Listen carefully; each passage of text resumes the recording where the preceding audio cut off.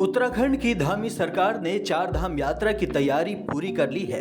10 मई से यह यात्रा शुरू होने वाली है, जिसे लेकर शासन प्रशासन ने चार धाम मार्ग में अपनी तैयारी का खाका तैयार कर लिया है। तो वहीं स्वास्थ्य विभाग ने भी अपनी कमर कस ली है। हमारे विशेष संवाददाता हितेश त्यागी ने इस बाबत चिकित्सा शिक्षा विभाग के निदेशक डॉक्टर आशुतोष सयाना से बातचीत की। इस दौरान डॉक्टर आशुतोष सयाना ने सकुशल चार धाम यात्रा संपन्न कराने का वादा करते हुए बहुत सारी बातें की। आप भी सुनिए बातचीत के कुछ प्रमुख अंश। उत्तराखंड चार धाम यात्रा 10 मई से शुरू हो रही है और ऐसे में उत्तराखंड शासन प्रशासन ने अपनी तैयारियां पुख्ता कर ली है। हमारे साथ इसी क्रम में चिकित्सा शिक्षा विभाग के डायरेक्टर आशुतोष सयाना जी हमारे साथ मौजूद है। सर, किस तरीके से देखते हैं डॉक्टर्स की ट्रेनिंग चल रही है और श्रीनगर का जो मेडिकल कॉलेज है वो चार धाम यात्रा में आता है, आप किस तरीके से देखते हैं? जी हाँ, गत वर्ष की भांति इस वर्ष भी जैसा कि सरकार के द्वारा निर्देश दिया गया है, इसकी पूरी तैयारियां चिकित्सा शिक्षा विभाग की तरफ से भी कर ली गई हैं। चिकित्सा शिक्षा विभाग का एक प्रमुख medical college Srinagar medical college है और पहले भी चार धाम यात्रा के दौरान जितने भी श्रद्धालु, जितने भी पर्यटक आते हैं, श्रीनगर मेडिकल कॉलेज की भूमिका अग्रणी रही है। इसके अलावा दून मेडिकल कॉलेज भी चार धाम यात्रा के लिए जो है एक प्रमुख चिकित्सालय है और यहाँ की सारी व्यवस्थाएं हैं, चाक चौबंद हैं और जितनी भी जो है परेशानियां एक श्रद्धालु को, पर्यटक को इन चार धाम यात्रा के रूट में हो सकती हैं, ऐसी परेशानियां जैसे कि हृदय से संबंधित, सांस से संबंधित और उच्च ऊंचाइयों पर जो है होने वाले जो है दबाव से संबंधित परेशानियां हो सकती हैं, रोग हो सकते हैं और एक्सीडेंट से संबंधित सारी व्यवस्थाएं, सारे उपचार की सुविधाएं हमने यहाँ पर व्यवस्थित कर दी हैं। और इसके अलावा जो ट्रेनिंग की, प्रशिक्षण की जो व्यवस्था होती है और क्या प्रोटोकॉल होते हैं वो पूर्व से ही बनाए जा चुके हैं और चिकित्सा शिक्षा विभाग की भूमिका यह है कि एक चिकित्सा स्वास्थ्य विभाग के साथ साथ और अन्य जो प्रमुख एजेंसियां हैं उनके साथ साथ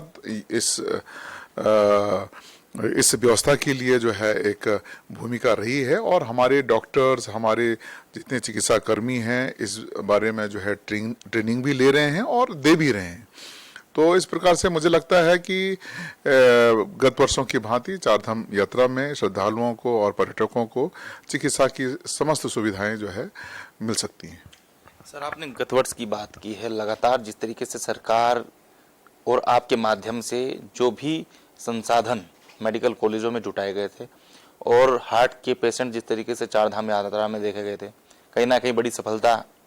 चिकित्सा विभाग को हाथ लगी थी। तो क्या इस बार भी हृदय गति के जो मरीज हैं या यूं कहे कि जिस तरीके से कई अन्य जो बीमारियां हैं उनको, मतलब क्या इस बार भी पूरी तरीके से हम तैयार हैं? जी हाँ, बिल्कुल। जैसे कि मैंने बताया, इन दो मेडिकल कॉलेजों में जो कि इस चारधाम यात्रा रूट में हैं, यहाँ पर सारी सुविधाएं जो है पहले से जो है बेहतर हो चुकी हैं। CT scan machine, MRI machine जो कि पहले पुरानी थी या नहीं थी वो लग चुकी हैं और गत वर्ष जो है कैथ लैब, कार्डियोलॉजी विभाग जो है यहाँ पर स्थापित हुआ था और उसमें कई सेवाएं जो है मरीजों को लाभ दिया जा चुका है और श्रीनगर मेडिकल कॉलेज में भी कैथ लैब स्थापित हो चुकी है और संभवतः जल्दी से जो है कार्डियोलॉजिस्ट की भी जो है नियुक्ति होगी और वहाँ पर मरीजों को जो है इसका जरूर से लाभ मिलेगा। इसके अलावा जितनी भी जो है सुविधाएं जो है, चाहे वो एक्सरे हो, चाहे अल्ट्रासाउंड हो, चाहे आईसीयू की सुविधा हो, सभी जो है मौजूद हैं और हमारे विशेषज्ञ चिकित्सक इन कार्यों में पूरी तरह से जो है दक्ष हैं और अवश्य ही जो है श्रद्धालुओं को जो है इससे फायदा होगा। सर, चारधाम यात्रा में जिन मरीजों को सर चोट लग जाती थी या सिर में चोट लग गई या कुछ वैसी इंजरी उनके साथ हो जाती तो एकदम रेफर करने की स्थिति में वहाँ के डॉक्टर्स आ जाते हैं, लेकिन इस बार देखने में आया है कि आपके माध्यम से जो मरीजों को वहीं पर ही डायग्नोस किया जाएगा, वहीं पर ही उनका इलाज होगा, वहाँ से रेफर करने की स्थिति नहीं होगी। क्या इस पर भी कुछ प्लान हमने तैयार किया? जी हाँ, हमने गत वर्ष जो चाहे वो कोविड के दौरान हो और चाहे जो है चारधाम यात्रा के दौरान हो, कुछ प्रयोग ऐसे किए थे कि हमने जितने भी ऐसे इस रूट पे जितने भी चिकित्सालय हैं, प्रमुख चिकित्सालय हैं, जितने भी चिकित्सक हैं, उनसे समन्वय बनाया था। और चाहे वो व्हाट्सएप के माध्यम से हो, चाहे वो टेलीफोन के माध्यम से हो, चाहे वो ऑनलाइन टेलीमेडिसिन के माध्यम से हो, इस व्यवस्था का, इस समन्वय की व्यवस्था का मरीजों को बहुत लाभ मिला और ट्रीटमेंट में बहुत लाभ मिला। कुछ ऐसे मरीज थे कि जो गंभीर थे, उनको कुछ आवश्यक जानकारियां हमारे चिकित्सकों के द्वारा, हमारे विशेषज्ञ के द्वारा उनको दी गई और उनका उपचार उसी जगह पर सफलतापूर्वक हुआ। और कुछ मरीजों को जो कि अधिक जो है गंभीर थे और उन्हें जो है वहीं पर जो है रिससिटेशन किया गया, फर्स्ट एड का जो है जो भी उपचार दिया जाता है वो दिया गया और उस पूरी यात्रा के दौरान उन्हें जो है स्टेबल किया गया और यहाँ देहरादून आने पर जो है उन्हें जो है अच्छा उपचार और बेहतर तरीके से जो है उन्हें इसका लाभ मिला। तैयारियां सर स्वास्थ्य विभाग ने लगभग पूरी कर ली है। क्या सूबे के मुख्यमंत्री पुष्कर सिंह धामी ने अभी तक जो तैयारियां हैं उनके माध्यम से भी क्या पूरी हो गई है? क्या जो संसाधन थे क्या उनके माध्यम से आप लोगों को मिल गए? जी हाँ, जिस तरीके से उच्च स्तर से ये निर्देश प्राप्त हुए हैं और जिस तरीके से जो है माननीय मुख्यमंत्री जी, माननीय चिकित्सा स्वास्थ्य मंत्री जी के जो है निर्देश प्राप्त हुए हैं, उसको पूरी तरह से जो है हम अमल में लाने की कोशिश कर रहे हैं। और जितनी भी जो है सेवाएं जो है चिकित्सा स्वास्थ्य